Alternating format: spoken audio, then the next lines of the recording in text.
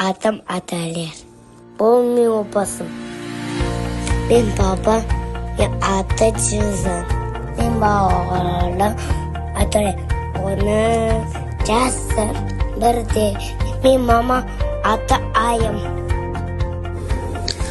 Ұлымызға барынша жақсы тәрбие беруге тырысамыз.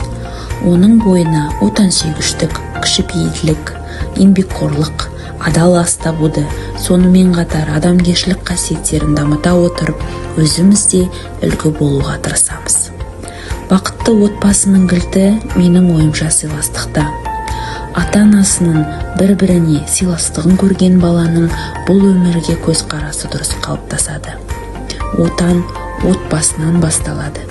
Отанымыздың гүлденіп, дамығанын қаласақ, балаға бақытты отбасы үлгісін көрсетіп өсіруіміз қажет. Болашақта біз өсірген балаларымыз қоғамның бір мүшесіне айналады. Яғни ұяда не көрсе ұшқанда соны іледі. Ол бала әкесіне жақын болғаны дұрыс деп ойлаймын. Қазірден бастап әке мен бала арасы дұрыс қалыптасса, ары қарай сол байланысты ұстап қалу жеңіл болады.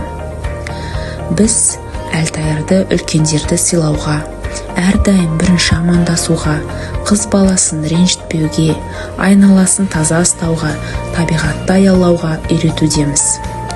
Жасы небәрі 4-те болса да, барлығын өзіне тез сіңіріп алады.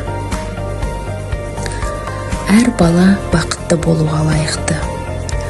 Балаларымыздың әр түрлі ортада өзінің еркін ұстағанын қаласақ, ойын ашық білдіргенін қаласақ, ой өрісінің дұрыс бағытта дамығанын қаласақ, отбасындағы ауа райын жақсы қалыпта ұстауымыз керек. Балам бақытты отбасыда өсіп жатыр деген ойдамын.